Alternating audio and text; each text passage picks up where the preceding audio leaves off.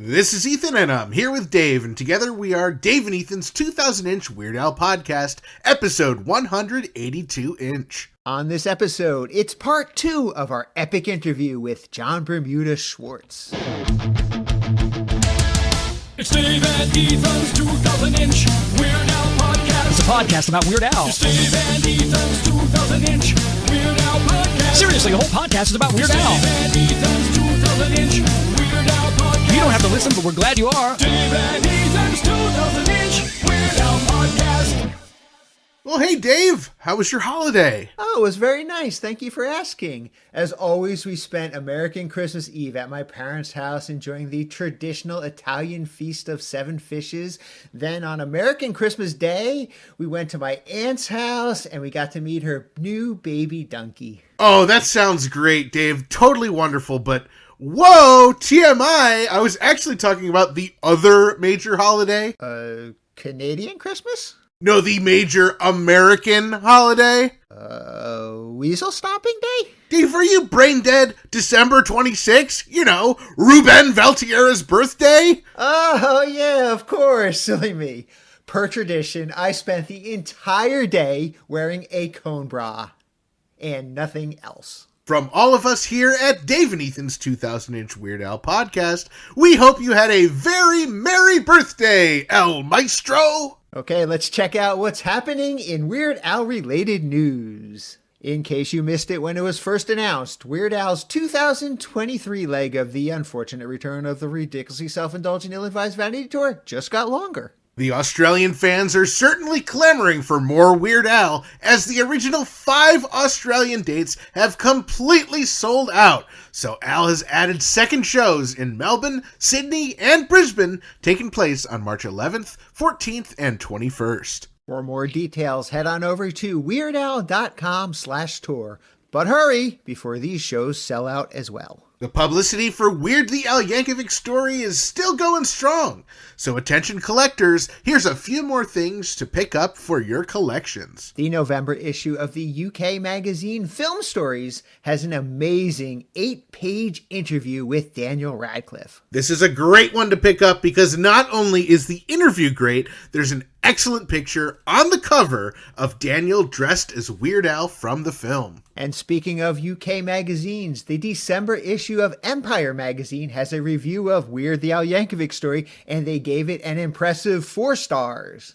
Weird the Al Yankovic Story also came in at number 9 on People magazine's top 10 movies of 2022. You can check that out in the December 19th issue. And the latest issue of Under the Radar magazine has a great interview with director Eric Appel, where he talks all about his favorite movie.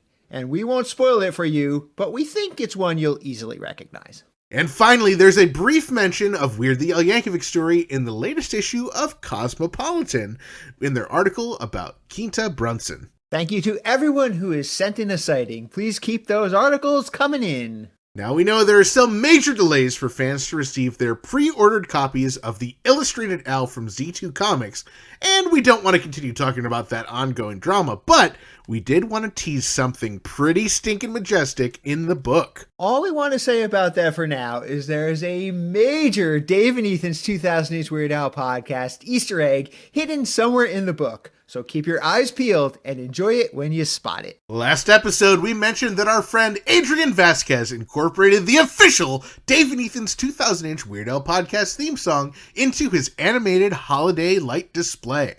Well, we are very happy to report that Adrian's house won first prize in his town's holiday decorating contest. No doubt, our theme song's animation was what put it over the top.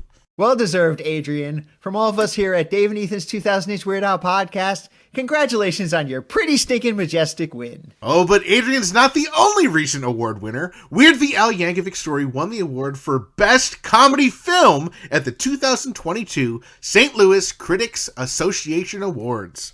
From all of us here at Dave and Ethan's 2000-inch Weird Al podcast, congratulations to the We're the Al Yankovic Story team, including all those excellent background actors. This episode is brought to you in part by vegan burrito restaurant Burrito Burrito in Troy, New York, home of the 2-pound double wrapped in a quesadilla burrito and Wizard Burger in Albany, New York. Come on down to Burrito Burrito and Burrito your burrito, or hop on over to Wizard Burger for mouth-watering, loaded, dare I say beefy vegan burgers. From Troy to Albany to Uranus, Burrito and Wizard Burger feed the hungry with out-of-this-world, plant-based, real food, always vegan style. Visit burritosquare.com and wizardburger.com to order ahead. Weird Al has been keeping busy with audio and video appearances. First up, Weird Al and We're the Al Yankovic Story director Eric Appel took over programming on Howard Stern's 101 channel, talking about the new film and playing some of their favorite songs. If you're subscribed to SiriusXM, you can listen to the whole special on demand on their official app. On December 27th, appropriately enough, the radio station WKZG 104.3 FM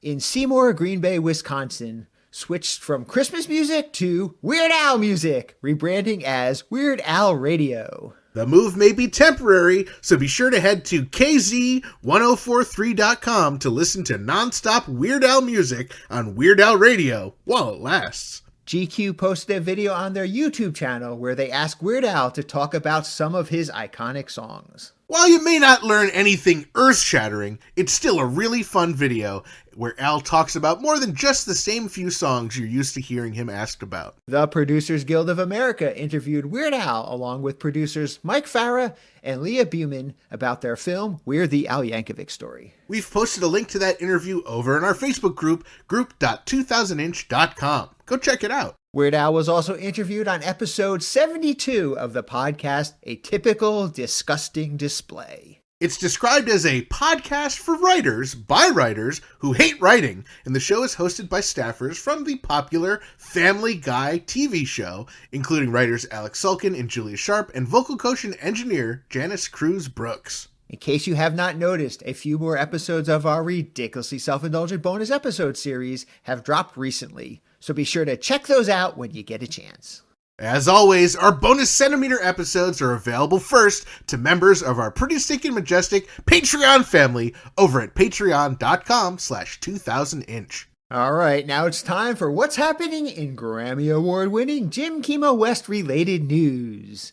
On Sunday, December 18th, which just happened to be his birthday, the Grammy Award-winning Jim Kimo West held his annual holiday live stream concert. Both Dave and I attended, and it was pretty stinking amazingly majestic. Kimo always puts on an incredible show. Now, besides playing holiday classics and his other popular slack key arrangements, Kimo treated us to his brand new single, Sleepwalk, a beautiful cover of the instrumental song by Santo and Johnny. The digital single is available right now for purchase on his website, so definitely check that out. And while you're there, pick up his latest CD album, Lonnie Hooley, the collaboration he did with Leo Connie Pryor. It's also available digitally for those who shun fancy things like CDs. Kimo also has a number of live shows coming up in California and Hawaii, and he's mentioned that he hopes to be teaming up again with the International Guitar Night Tour in 2023 for some international dates. Be sure to keep an eye on his tour page and subscribe to his email newsletter for all of his up-to-date information. You can check that out at jimkimowest.com. Now, as always, we pride ourselves on keeping Dave and Ethan's 2000-inch Weird Al podcast spoiler-free whenever possible. However, we do want to warn everyone that we talk about some things in the unfortunate return of the ridiculously self-indulgent, ill-advised vanity tour in this upcoming interview. Because that tour is technically still going on with makeup dates and new overseas dates coming early next year, some of what we talk about could still be considered a spoiler. So if you are remaining spoiler-free, please consider this your spoiler warning. And now, let's resume our interview with John Bermuda Schwartz, already in progress. I know talking with you about the first book, by hand, you were the one who went through and sort of fixed some color correction and that kind of stuff. Maybe not color correction on the first book, but you went through and you tweaked the photos and stuff. Do you do that for all of these before the photos are chosen? Like, do you just do it for every photo or just the ones that are going to be used? No, I learned my lesson on the first book. I went through and I tweaked every photo. And then more than half of them weren't used. And it's like, oh man. So this time we chose the photos, and then I went through and tweaked them. But in the time it took to get answers on what the photos were going to be used, I probably could have gone ahead and just retouched them all anyway. Yeah.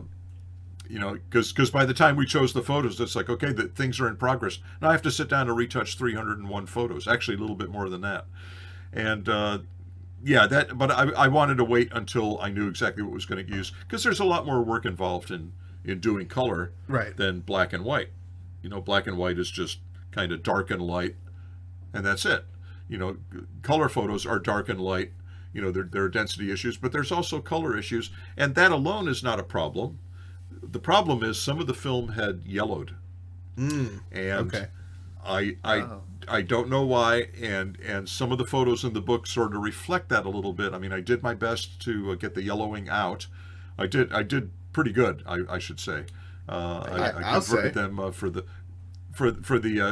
technophobes out there. I converted the problem photos into 4-color, into CMYK, so I could address the yellow channel, and pulled that back and made some other changes, while it was in 4-color, and then changed it back to an RGB so I could sort of tweak it from there.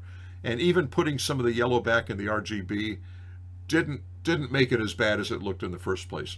There are some photos that are like that you can look at them and go, that's got sort of a weird cast on it. That's got kind of a yellowish, kind of a dark yellow. Not offensive, but obviously not nice flesh tones. But there aren't too many of those. I was able to, there were a handful that were pretty bad, and I made them look pretty decent. And I think that the publisher was able to take them a little bit further. I think they can do better with those things than I did. And they did pretty good. I mean, most of the photos in the book look really, really, really good. I mean, most of them are stellar. And there's a few, I mean, I know which ones that didn't turn out quite as nice as I would have liked them, but I didn't want to eliminate them. They were good photos. And sometimes things happen. You see photos on other artists or bands or celebrities or whatever, and not every photo looks amazing. And it's okay if it doesn't look amazing. What's cool is the photo. Right. Exactly. And that's how I have to view some of the ones in the book. It's like, what? That's what they are. They're great photos. Sorry the film went bad after 30 or 35 years. I did my best to store them nice. I mean, I'm amazed that everything came through without more problems. I mean, I kept everything in plastic sleeves. All the negatives were kept flat and in a cool, dry place forever. I mean, since I had done them in the first place 30, 40, 50 years ago. And I was always very careful with that. But there's just some chemical things that happen with certain types of film, I guess, or certain types of processing. And, 4 or 5 rolls of film in a row would be perfect. And then the 6th one would be some other weird thing. And then after that, 10 or 20 or 30 rolls would be fine. And then there'd be another roll that had gotten yellowed. And it's just, I'm at a loss to explain exactly why. But I did my best to correct those, and I think they came out all right. Definitely. Yeah, I mean, flipping through this book, it's incredible just like to see some of these pictures, and the fact that a lot of them, I mean, you said that quite a few of them have been seen before, but a lot of them, at least to me, are new to me. So it's really great to get to see this, as a big fan of Weird Al, and I love, all the behind the scenes stuff that you got to share. I would love to ask you about every single picture in this book, but I don't think we have enough time for that.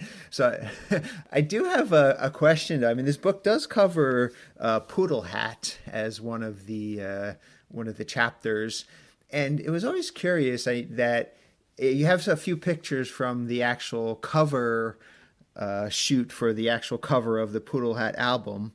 And I was curious, since you were there on the set for that, why is it that you are not part of the group of people who were on the subway for that shoot? I was being punished because I don't know. I don't know, or any more than the other guys were in there. Now relatives and other family members and friends, all sorts of, Al's buddies got in there. I mean, Al's wife is in there. My wife is in there. Right. She's in. Everyone's in there but me. I don't know. I think maybe that would have seemed really obvious to have the band in there. I mean, we were destined for other photos in the booklet, obviously, but Right. not sure why we didn't make the cover.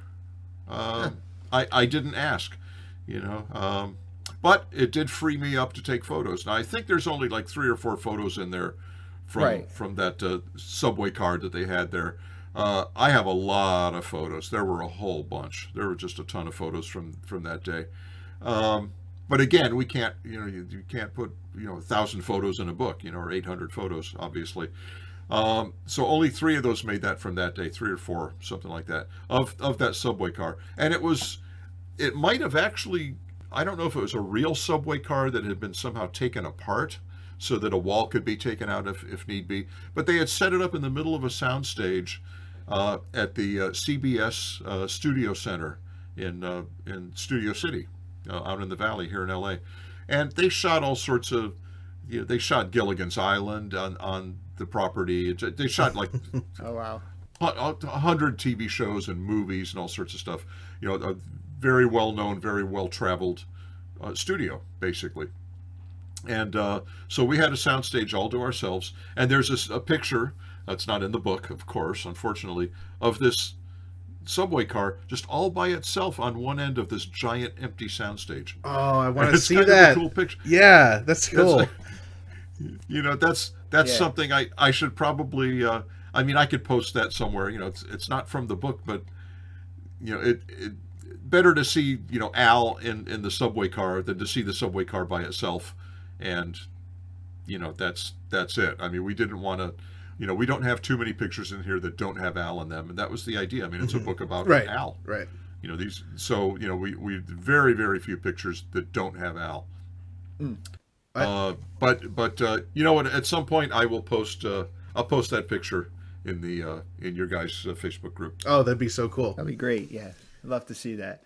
Well, Dave, I love that you brought up the poodle hat photos in this book, because when I first, I guess I saw a PDF before I saw the actual book, but when I first got it, I went right there and I just went looking for UH Jeff. So I was a little disappointed that UH Jeff didn't make the book. But is he in some of your photos that didn't make it in? I think so. I would think so. Yeah. I'm not. Yeah. I guess. I'll send you one of those too. Okay. In fact, you guys can have the alternate book. Okay. Love it. Yes. The Lights, Camera, Accordion Companion. All And, the photos that were not like fit to print. There are more pictures that were approved than appear in the book. I mean, I could put out an even bigger book of pictures that didn't make this one. I mean, it's I mean, they're I don't know. I'm kidding about doing another book. I mean, they're, of his photos, but well, you never know. Never say never. You never know. Oops, sorry. Sorry. Actually, I have a pitch for what your third book should be. You did the black and white, and then you went up a level and you did the color. I think the third book should be in 3D. Ooh, then I could sell a pair of glasses with each one. Yeah, better. Ah, Glasses not included. yeah. Some of those red-blue glasses. Yeah, that's a good idea. Would that be fun? No, I do actually have a concept for a third book, and to be determined later. Okay. Very cool. Obviously. Very excited to hear more about that when it's appropriate. So in the original Black and White and Wear It All Over, there were only a handful of photos in which you yourself appeared. However, I noticed that in Lights, Camera, Accordion, there are many, many more pictures with you in it. Are these pictures all from your camera? And if so, who was taking all these pictures of you? Yes, and various people. No, I've in most cases I know exactly who took the pictures, and because I know who was there and who I would have handed my camera to, and where I didn't know, I went ahead and gave them an acknowledgement anyway. There were times on tour, obviously, where I'm in a photo, and the rest of the band is in a photo, and Al's in the photo, that none of them would have taken the picture. So someone in the crew, or the tour manager, would have taken that picture, and they are couldn't name everybody because it just would have been a terribly long list of people. But I gave a thanks to the crew members on those tours. But in a lot of cases, I know exactly who took the pictures. And, some of them are friends of mine. My wife Leslie took some photos. At any given time, Al and the rest of the guys in the band had held my camera and taken a picture that I was in. Sometimes Jay Levy had taken a picture. Tony Papa, our engineer in the studio for years, took several pictures of us while we were in the studio. So there's a picture of the five of us shouting into a microphone or something like that. That was taken by Tony. Okay. And now, why he was in there taking pictures and not engineering the session, I don't know. I should probably ask him that. But no, I've acknowledged everyone. I mean, I know who took a picture of Al and I standing in front of the camera at NBC when we did the Tomorrow Show. I know who took that picture. I mean, I know who took basically every picture in the book that I'm in. So I did dutifully thank everyone, and much appreciated, to all of them. But all of the photos are mine in that I own the film, and they were taken with my camera, and the people had, permission to take pictures with me in them, and so I own the photos. So in that respect, that's why they're in the book. And not that I wanted photos of myself in another book, but there are a lot of pictures that I'm in, that Al is in, and I don't want to not have a good picture of Al just because I'm in it. Even if I'm ruining the picture, if it's a good picture of him, I want it in the book. So I wasn't going to eliminate, and I did that with the first book too, and that's the only reason there are pictures of me at all in the I Love Rocky Road chapter of Black and White and Weird All Over, is because there were pictures that I was in that Al was in, and I didn't want to not use those. So of course, once there were a couple of those, I thought, well, the cat's out of the bag now. I'll go ahead and put in couple of more with me. So there are some other pictures. There's a picture of me eating a fake ice cream sundae, by myself, stuff like that. Right. And Mike Kiefer, musical Mike Kiefer, took those pictures. Right. And ironically, I don't know if he took any of the pictures in this book. It's possible he did. It's very possible he did. But I was able to thank everyone. Who took in the acknowledgments, who held my camera and took pictures, and so that's how it happens. I appear in these, in more of them, I should say. Cool. All right, like I said, I don't want to go through every picture in the book, but there's another one that just kind of stood out to me that I have to ask you about. And if anyone's following along at home, this is on page 178. It is you and Steve and Weird Al in the fountain for the Gump video shoot, and you're playing the drums in the fountain. And I'm just kind of curious, whatever happened to that drum set? Certainly sitting in water cannot be good for drums. No, those were not, happily, those were not my drums. Yeah. Those were provided by a prop department, I guess. I assume they were probably thrown out after that. I don't know. That was a fun shoot. That was a fun day, and I remember that day well. And I remember being in the fountain. That was fun. Yeah, Dave and I tracked down that fountain when we were out in June for some of the California dates. And it was really cool. We were able to find like the phone pole that he runs into, and stuff like that. Right. It's just really funny. It's like, oh, you guys, who were shooting were just like, oh, well, we'll just use this one across the street from the fountain. Yeah, no, that was all shot right there in that park. Right. The stuff out in the field, that was all in the same place. That was like that was the whole thing. That was. Very cool. I mean, at least all the outdoor stuff was shot there. Yeah. That fountain is the official name is the Department of Water and Power Fountain, and it's in Griffith Park. It's not actually in Griffith Park. It's kind of across the street from Griffith Park, but close enough. Right. As much as Ethan and I wanted to jump in the fountain, unfortunately it was closed and there was no water in it, so we could not fully recreate the music video as much as we wanted to. Yeah, unfortunately. Oh, I'm sorry. Well, I guarantee you there's water in the fountain in the summer. You come out and if there wasn't in June, then I don't know. It wasn't. That's It interesting. wasn't when we were there. Huh. I wonder if they were having a water shortage. Yeah, maybe. That's a possibility. They pull that on us every now and then. Okay. Oh, California. Yeah, that whole Pacific Ocean thing that's against the whole coast. Yeah, that doesn't count. You guys are having a water shortage. Yeah. I am so sure. Anyway, I digressed. I wanted to ask you about a different photo involving water in the book. This is on this is the last page of chapter 3. It's on page 102, and it is you and Al and Steve and Lisa Popeil and Dr. Demento and a few other friends in this this hot tub. And I see this, and it makes me think of the brand new movie Weird: The Al Yankovic Story and that very epic Dr. Demento pool party scene.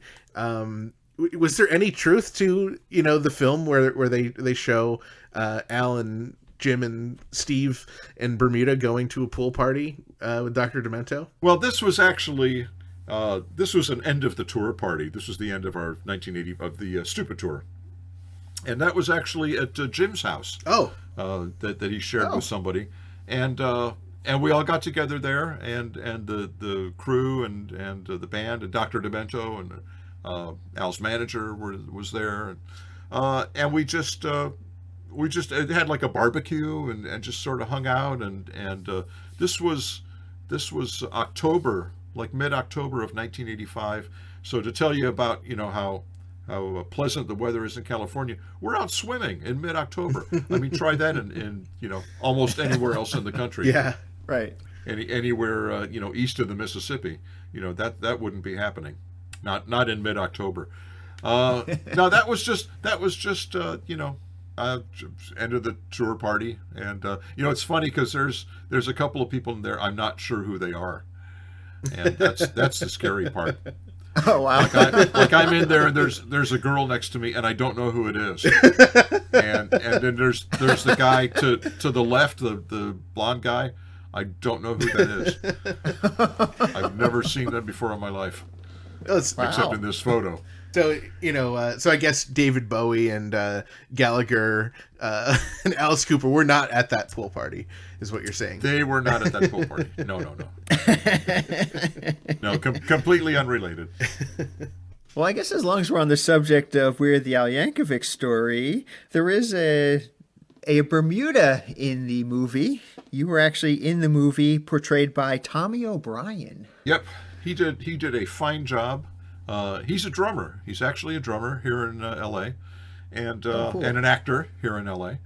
And so everything that he mimed in the movie, all the stuff we recorded, the live sounding stuff and all that they all played along to, he mimed it very, very, very well. Like I could spot like one thing he missed, one little thing that like nobody would ever. Except for you. In fact, I was surprised that except I would be the only one who would know that. And most of the stuff, and as I was watching it, and of course I was like, okay, let's see if he follows everything. And he was doing every little thing exactly the way it should have been done. I mean, wow. He did a great job on that. And in fact, and the other guys who played Jim and Steve actually play guitar and bass. They are, everyone who auditioned for our parts, I believe, had to also be reasonably proficient on the specific instrument. And I've seen the audition files for, in fact, all of the people really who auditioned for our parts, and for Al. I've got all of those. You can't have them, but I've got all of the files of all of the people who auditioned for young Al and teenage Al and each of us, and got to see, I got to see Tommy O'Brien playing drums. Wow! In as part of his audition reel. But they had everyone read, certain lines from the movie, and none of it, as I was watching, I saw this, many, many, many months ago, and I had no idea what any of it meant, until you see it in the context of the movie. Then it's like, oh yeah, he did that. He read that for the audition. Oh, now I get, now I understand what's going on, because all you hear on the audition thing is, someone's reading a script, from off camera, and it's, kind of, unemotional and all that, and the actor is supposed to respond, in the way they're supposed to respond, and so you're only getting half the picture, and it's like I don't know what's going on here. till I saw the movie. And then it's like, oh, okay, it all makes sense now. But all these audition reels are very interesting. It's very cool. I mean, a ton of people. I didn't know any of them. There wasn't any. Well, I wouldn't, because they're all considerably younger than we are. But I didn't recognize any names in there. I wasn't sure if I would, but I didn't. And but I have been in touch with Tommy. In fact, the guys have been in touch with the guys who played them as well. And hopefully, now that I'm back in LA and getting settled a little bit, hopefully I'll get a chance to meet him in person.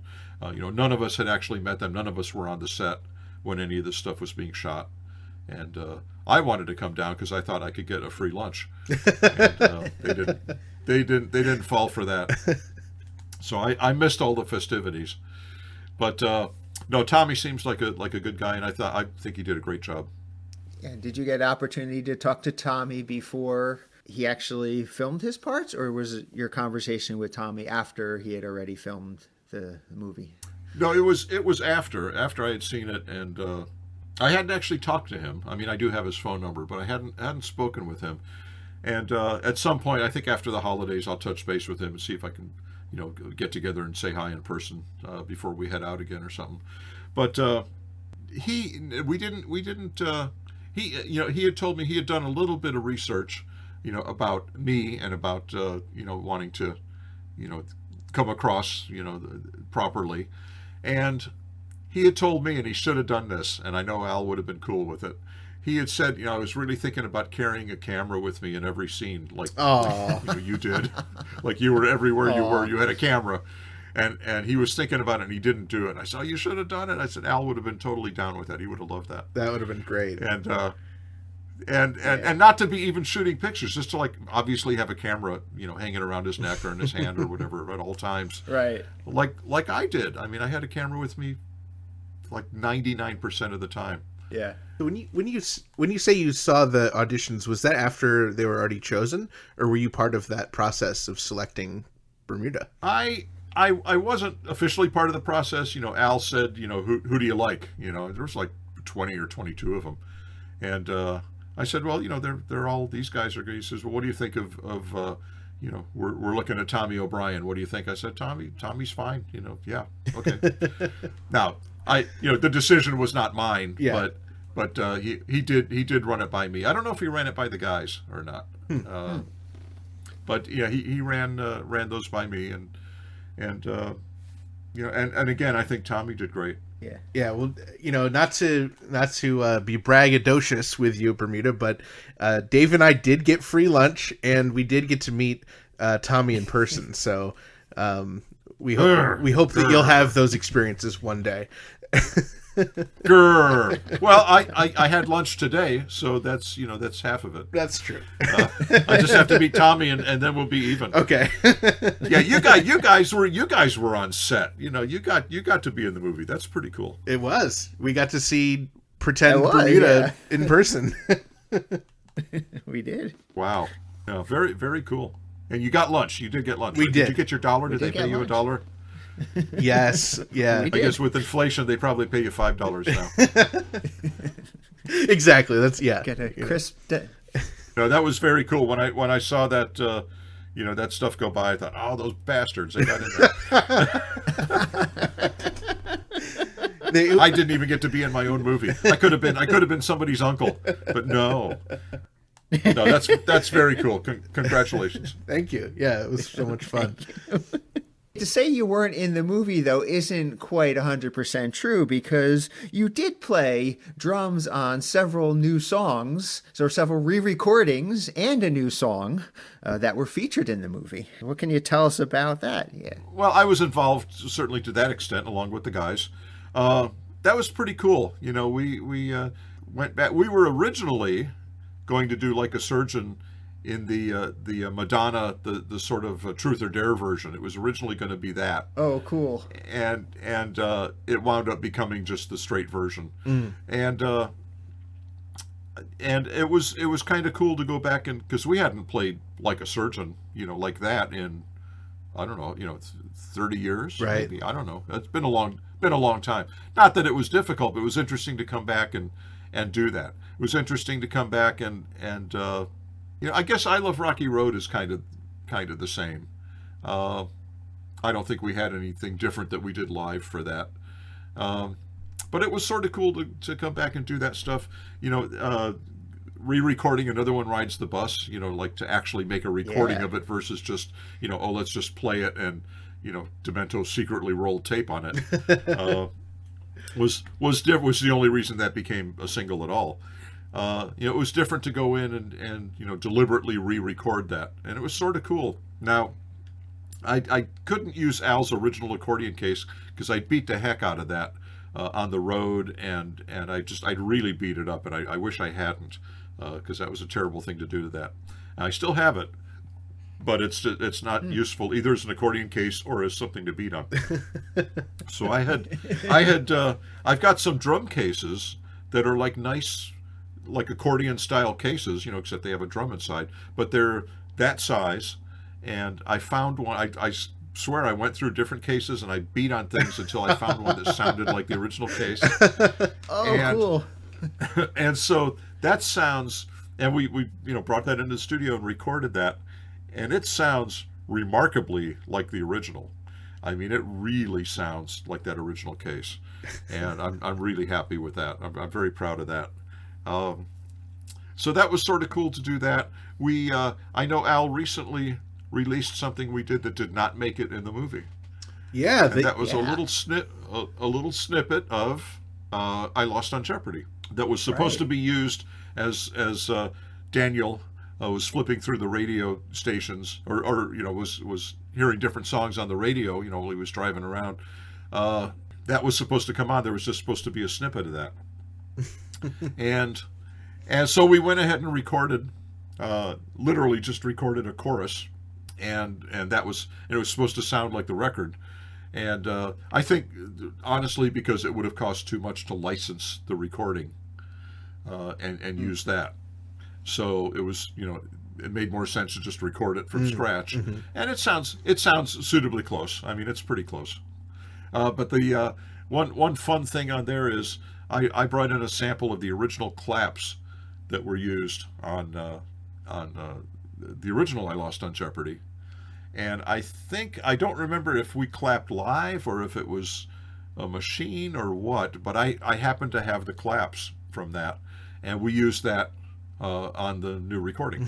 So it's just a little throwback to the original. I love that. But I was sort of surprised, that Al put that out there. It's like, nobody would have known about it. It, would have just been a well-kept secret. But right, he's fun that way. Yeah. And I guess he figured, if he didn't do it, probably one of us would have done it. Because I have a mix of it, and but that was cool that he put that out there, and that was sort of a fun thing. He made me sing on that.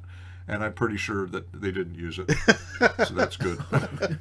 Well, so I guess the question is, are there other songs or snippets that were recorded that were not used that you can't tell us about? No, that was it. Okay. Everything that's on the album, on the double album, is accounted for. Everything we did is accounted for, except for this Jeopardy clip, which is now out there. No, everything else is that's it. That's all we did, and no secret other stuff. Because I know some of our friends and Dave and I were discussing, was there ever a consideration to re-record the Edict clip?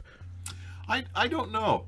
I'm not sure why we didn't just re-record that, and why they used that, and why we didn't just re-record in the way that we did, a couple of the other things. I don't know. Not sure. Now, when you were going back and recording things like My Bologna or I Love Rocky Road or Like a Surgeon, were you trying to be as accurate as you could to the album version, or were you trying to do a new updated 2022 version? Were you allowed to make changes to what you had originally done? Well, they were supposed to be, in some cases, the live version as we would have done it back in 83, 84, 85. They were supposed to sound like that. So, but in some cases, those were the album versions. I mean, that's how we played them. Yeah. Like a Surgeon, except that we had to, in live, we couldn't fade it out. that is how we played it. We played it like the album. We played I Love Rocky Road like the album. Another One Rides the Bus, well, of course that wasn't in concert, but Right. now for My Bologna, that was supposed to be the album version. That was supposed to be, in other words, it didn't sound like the Knack. Right. Only later did we start to, did I change the drums to what Bruce Gary from the Knack played and make it sound more like the Knack was, would have played it. But that was just supposed to sound like the first album, and that's what we did. And I had to go back and listen to it because it had been so long since we did that. I wanted to get that right. I think I made a chart on that, and I made a chart on all these things because and we hadn't played Like a Surgeon in quite some time. For example, hadn't played I Love Rocky Road in quite some time. I had to make a chart on Another One Rides the Bus. I know it seems like it's just a silly straight ahead part. But I wanted to make sure I got the arrangement right, and that was fun doing that.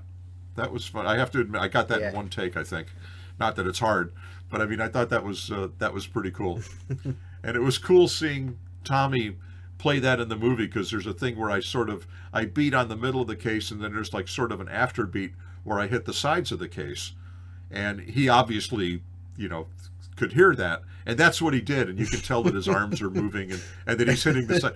So that's very, very authentic. It was very cool to see him do that stuff. Yeah. I love that. Do you have anything you can share about recording Now You Know and working on that song? It's just we rehearsed that. We rehearsed that while we were rehearsing for the tour because we recorded that before the tour. No, nothing, nothing special. Ruben added his parts later, not later, he separately, because he doesn't live in L.A., so he wasn't in the studio. Oh, interesting. For that, he added parts after. Well, that's done a lot. Yeah, that's not a big thing. I was not there when Lisa, Scotty, and Monique were there, so I missed that. But again, that's not, we go in and record things and then we're done. And then, right. The next day or the next few days, different people come in and add other stuff. Like we didn't see Al doing any of his vocals. We all took off beforehand.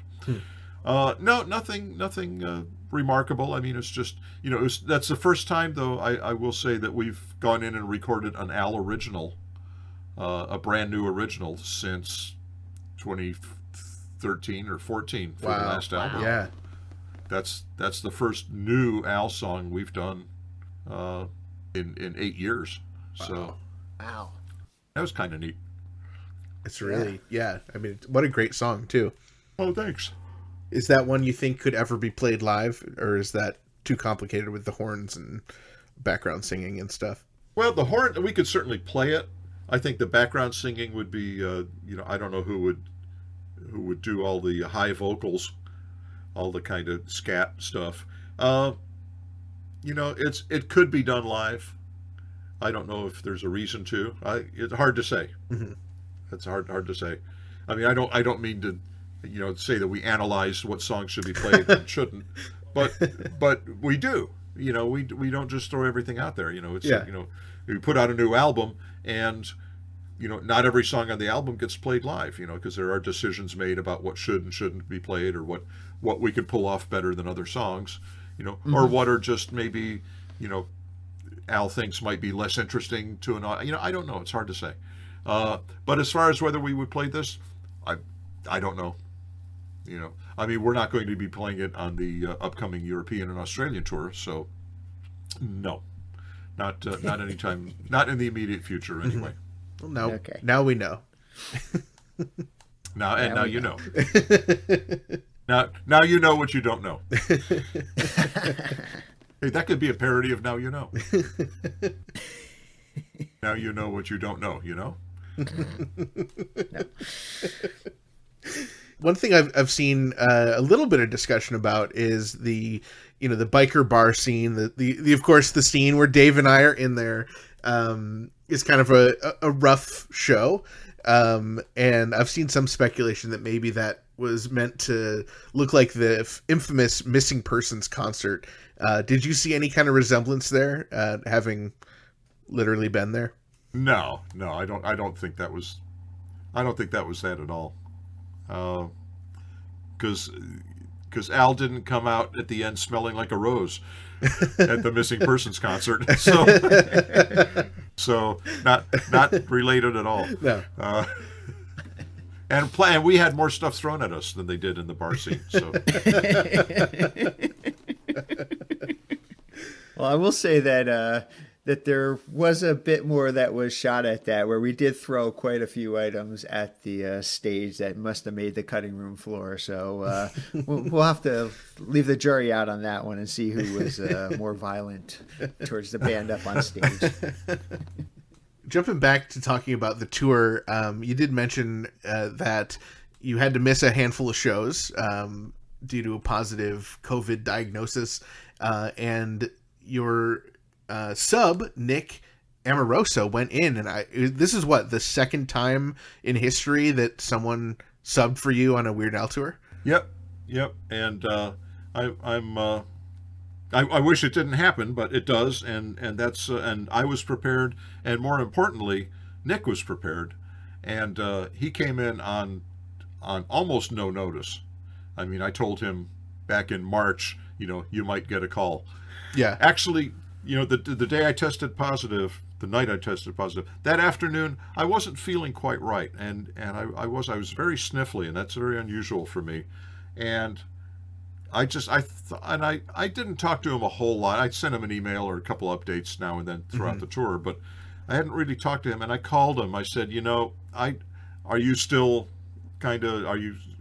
amenable to coming out? Like on short notice. If something should happen. He says, oh yeah, I'm not doing anything. You let me know. I said, okay, because I just have a funny feeling. I'm not feeling quite right today.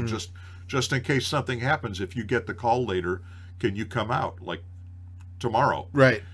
He says, yeah. He says, yeah, let me know. Anyway, so we did the show, and I tested positive after it. And it's funny because I wasn't that surprised. I sort of knew it. Yeah. And I called Nick, and we set up. We got a flight for him, and he was on a plane. I called him. It was like 10 o'clock his time, or something in Nashville.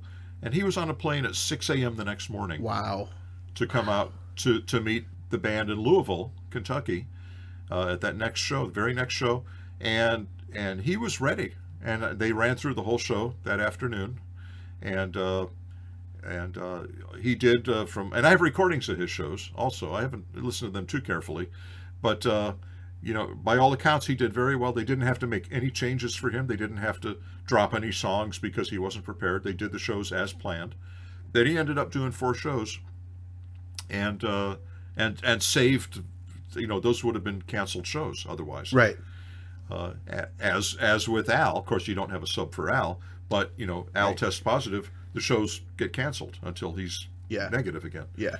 And that would have been the case with me. Now, it was a different situation when Jim tested positive. We stuck him backstage.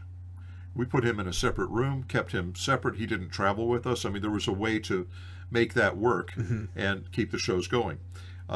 It became apparent, though, that by keeping someone who tested positive, in-house, and having them, essentially interacting with the crew, even if they weren't interacting with the rest of the band, that was no different than just putting him on stage. Oh, okay. And that's what happened with Ruben. Ruben was the next to test positive under this new protocol, and he didn't. He had 2 subs lined up, one of whom had gone off and done something else. That's fine. And the other one, apparently his passport, and we were in Canada, so his passport was up, and he couldn't travel. Oh no. He couldn't get into Canada. Oh, wow. So there was no sub for Ruben. But we did the shows anyway without Ruben, as we did shows for a couple of years in the beginning of our career, just the 4 of us, and it was perfectly fine. There were a couple of songs we just couldn't do. Some very obviously piano-based, keyboard-based songs. Why does this always happen? But there was a ton of stuff that we could do, and we did 4 different shows for the 4 nights he missed. It's incredible. When it came my turn at the end of August, or last week of August, I was ready. In fact, I had 4 or 5 guys lined up. But Nick was my first choice. I've known Nick since he lived in L.A. I've known him since the 90s. Oh, wow. Seen him play. He's a good guy. There were a lot of considerations before I lined up my subs, not just could they play the parts. I mean, that's a given, is that they have to be able to play. But there were other things, their personality, their political alignment, their size. They have to be able to sit at my kit, without adjusting too many things, because I have to come back to it. Right. Then I have to readjust everything. They have to be able to sit down at the kit and just start playing. It has to be comfortable for them. They have to be right-handed, because if you're a left-handed drummer, if you're a left-handed drummer, the kit is set up differently. It's set up in reverse. It's not just a matter of, if you're a left-handed guitar player, you flip the guitar around. Now it's, you do a Jimi Hendrix, and now it's a left-handed guitar. It's not that way. It's a major change to do. So they all had to be right-handed. They all had to have passports, because we were in and out of Canada a few times. There were a number of considerations I considered before choosing my subs, and I had them in a specific order. And Nick was at the top of the list. And it was particularly lucky that he was also close by from Nashville to Louisville. I think he flew somewhere and then had to fly. It was like a 2-step thing, but he was close enough. Right. It wasn't like he had to fly across the country and there was a time difference and all this other stuff. I mean, probably would have missed a show. He kept it on track, and very grateful for that. And the guys all gave me a lot of kudos for lining him up, but he did all the hard work. He really he worked on that stuff. Even when I said don't work too hard on this stuff, because I don't think it's going to be an issue, but just in case, at your leisure. He says no, I'm going to work on it. I'm going to get it. He had it. I said don't work on Albuquerque. Don't worry. If you come out, they're not going to do certain songs. He says, I've already figured it out. I already got it. And he came out, and they did every song, and he did everything, and he missed a cue here and there. I mean, it's a little different to hear a recording of something, and then another thing to be on stage with the guys, in the context of the show. Right. If we made any changes in tempos or to the charts or a song, like we did a few different things. We massaged Albuquerque a little bit over the first couple of months. So every time there was a change in that, I would keep him updated on that. So he always had, it wouldn't be caught by surprise. Anyway, like I say, he came out on almost no notice and kept the tour going, and very thankful that he was able to do that and that he did such a great job with it. And on the last day, when I came down and was going to come back, and it was in St. Louis, in fact, next to St. Louis, we crossed paths in the hotel. I got a chance to chat with him face to face, mask to mask, I should say, before he took off and before I went to do sound check. And got a chance to, sat down for about an hour and just sort of caught up on stuff, because I hadn't seen him in person in a couple of years. And so that was nice to just sort of, do the handoff that way, and in fact he did a couple of things that the band that Al liked, and that all of a sudden I came back. He said, "Oh, Nick did this thing. We want you to do this thing that Nick did." I said, "Oh, really? Oh, do you now? Okay. Well, what exactly did Nick do that I don't do?" Well, there's this little thing he does in the medley, and it's, oh, really? Oh, how nice for Nick. Anyway, but you know what? I did. Nick did something. I don't know if it was a mistake or if he put his own spin on something or what it was, but they liked whatever it was, and it's like, okay, Nick, it is. You want Nick? You got Nick. Okay. Anyway, no, very thankful. Very thankful he was able to come out, and he did a great job. Can you give us a specific example of something that Nick contributed that later stayed in the show? I think there were just some tempo things. Like there was a tempo thing or something in the medley that he had done a little bit slower, and the guys liked it a little bit slower. And which is not that I was playing it fast. It's just we had it in a certain tempo, and it had just never occurred to anybody, in rehearsal or during, almost 4 months of gigs, that it should be any different, until he did something, and then all of a sudden it had dawned on Al as, I like that. Okay, well, we'll do that. So I think it was he wanted something a little bit slower. Okay. And that was it. It was nothing, no significant part or no, not, well, there were no wigs or costumes, so it wasn't that. Right. Well, it wasn't like he wore a clown nose and all of a sudden I had to wear a clown nose. That's for another tour. Yeah. I'm sure. No, so amazingly, at all the shows that Dave and I went to, the only time where any of us, it was just me, I saw Miles sitting in for Steve for a couple shows. So we didn't see Nick or we didn't see Jim backstage or Ruben not there. And what really surprised me the most was how Miles did absolutely everything in the Yoda chant. Was Nick doing the stuff in the Yoda chant? How do you teach someone that? We need to stop that interview right there, but we will be back next episode with the final part of our latest interview with Bermuda. Be sure to pick up his brand new book, Lights, Camera, Accordion, Eye-Popping Photographs of Weird Al Yankovic, 1981 to 2006 on Amazon or wherever fine books are sold. And yes, do not worry, you can still pick up some of those awesome box sets over at 1984publishing.com. They make great January gifts. And act quickly, there's less than 50 box sets available. Ooh, you know what that sound means. That sound means that there's a message on the official Dave and Ethan's 2000 Weird Al podcast hotline, 347 Spatula. All right, intern Frank, let's hear it. Get me on the pod. It's Chuck from Twitter. Get me on the pod. I don't have redeeming qualities, I have redeeming qualities, but I don't have anything super important. But I'm a niche internet micro celebrity on Twitter, in the Weird Al Twitter sub community. I think it would be very beneficial for your podcast and my community for me to be on the pod. Thank you for your time. Well, congratulations, Chuck. You were just on the podcast. Oh, another one? Dave. Oh boy, another one. Let's hear it. Hey there, Dave and Ethan. It's your old pal Chris, the cartoon-loving geek from Canada. Well, I got some good news and I got some bad news to share. So I guess I better give you the bad news first. Well, I went online and I bought you guys a copy of that animated, hard-to-find, holiday classic, How Airline Amy Stopped the Incredible Frog Boy from Ruining Christmas, on a Blu-ray DVD combo pack, complete with several hours of added bonus features. But unfortunately, due to some bizarre shipping error from the company I got it from, they wrote me back and told me that it wound up at Rainn Wilson's house for some odd reason. Well, anyway, I've called Rainn several times, hoping that he might send it back to me, but I keep getting his answering machine.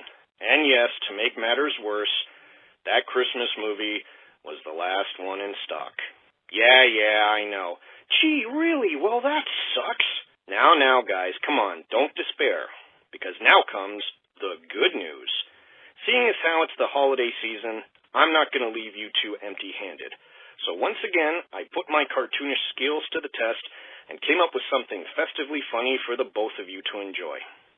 Now, in terms of the one pick that has your logo on it, well, let me just say it's amazing how inspiration can hit you when you've spent the day eating nothing but broccoli-flavored candy canes and guzzling back eggnog mixed with Cheeto dust. Now, as for the two picks of you two, well, let's just say I wanted to see what you guys would look like if you were cool, LOL. Well, nevertheless, they're all yours. Do whatever you want with them, and I sure hope you guys like them. So until next time, you have a safe, healthy, and Merry Christmas. And here's hoping Santa brings you guys that talking Hey Boy doll that you've been dreaming of. Happy holidays. Oh, wait, one more thing. Frank, if you're in there in the background listening, I got your Christmas present you sent me, and may I just say, what a surprisingly thoughtful gift. A copy of your script for Lousy, the intern Frank story. Wow. All this time I thought you were a rotten, lousy, idiotic intern with no heart. Boy, was I wrong. Thank you so much, Frank. This is the best present ever. Now I have plenty of scrap paper to use for all of my future drawings. This is just great. Well, ciao, guys. Oh, thank you so much for the call, Chris. You definitely got that right the first time. Our intern Frank is a lousy, rotten, idiotic intern with no heart. And thank you so much for these drawings. I gotta say, they are better than broccoli-flavored candy canes. Dave, how about we describe what we look like if we were cool? Well, Ethan, you look really cool dressed up as a snowman with a carrot nose and an orange traffic cone on your head. I absolutely love it that you're holding a gigantic toothbrush and that Hawaiian shirt looks really familiar.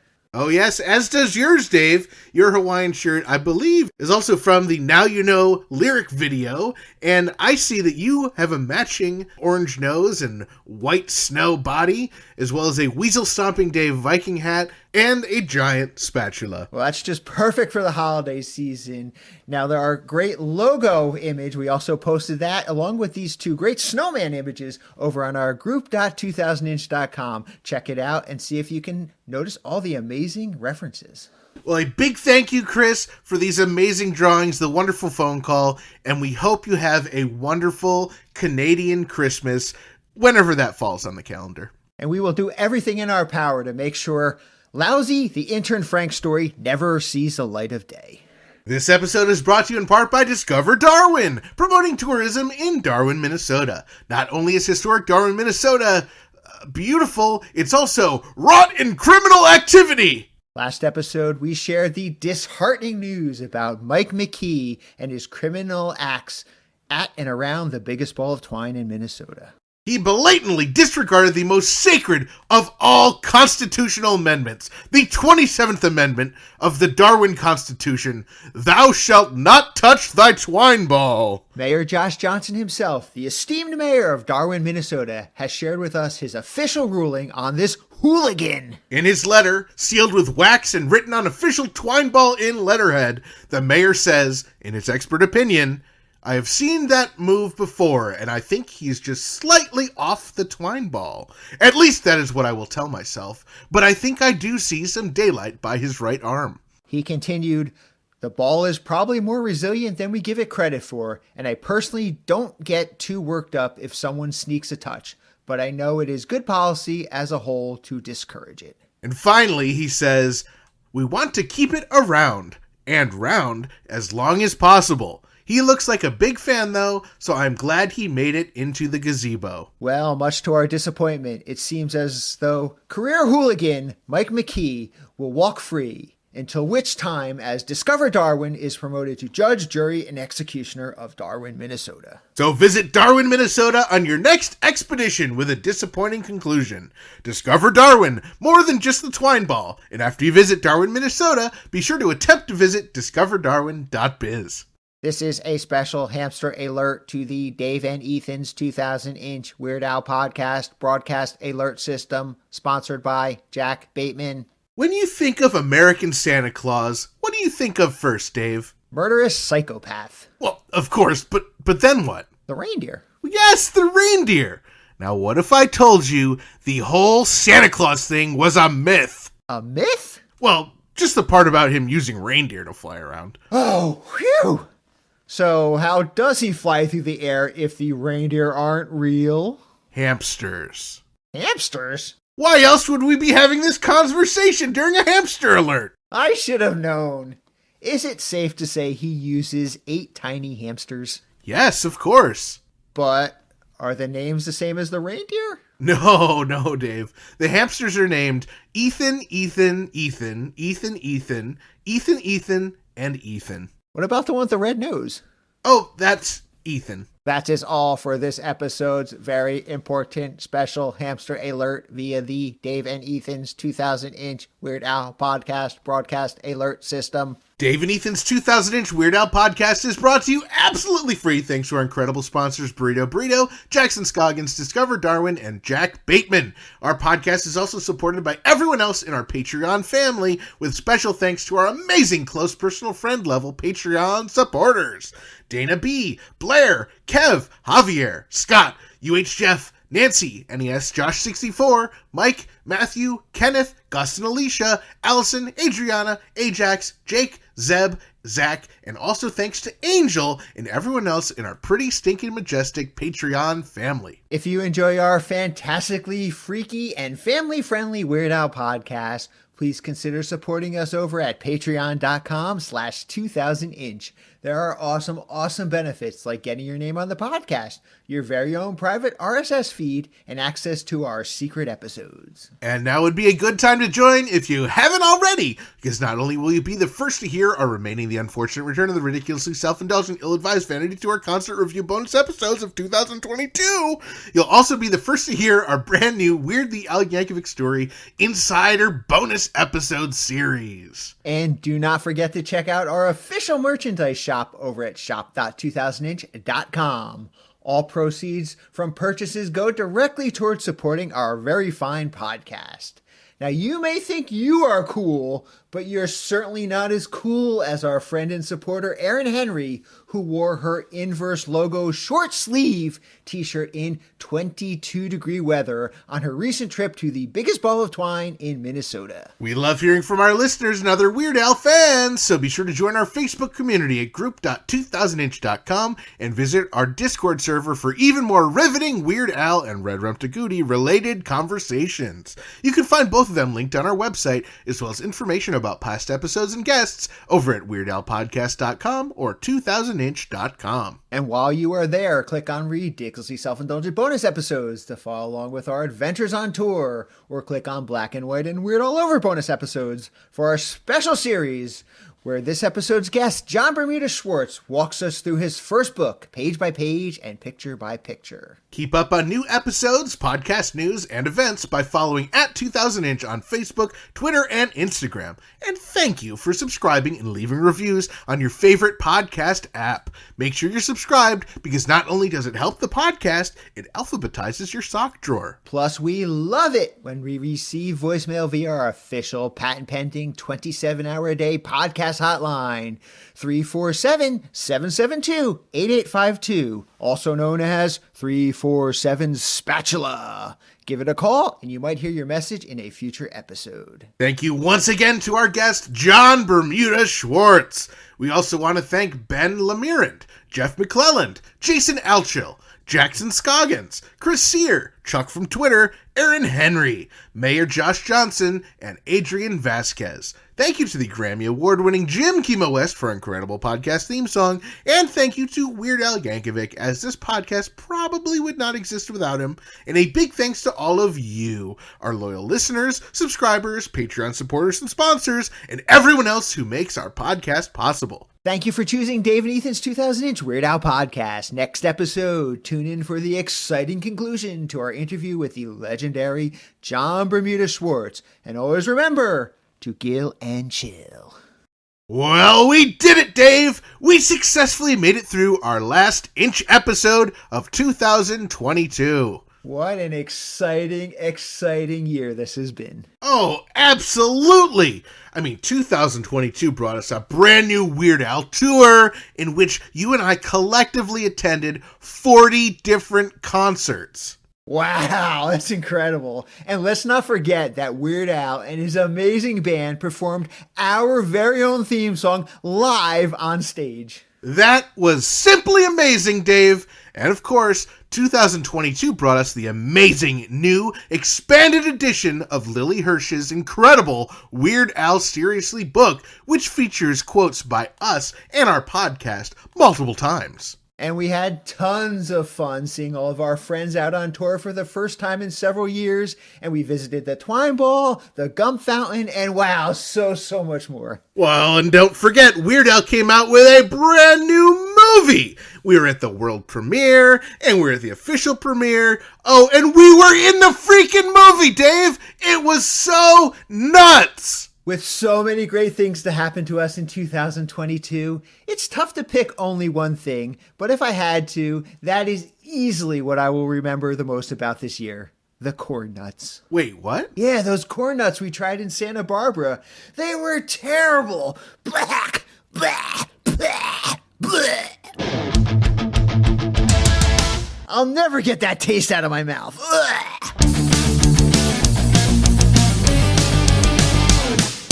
That was Dave and Ethan's 2000-inch Weird Al podcast, episode 182-inch. Wishing you a happy American New Year.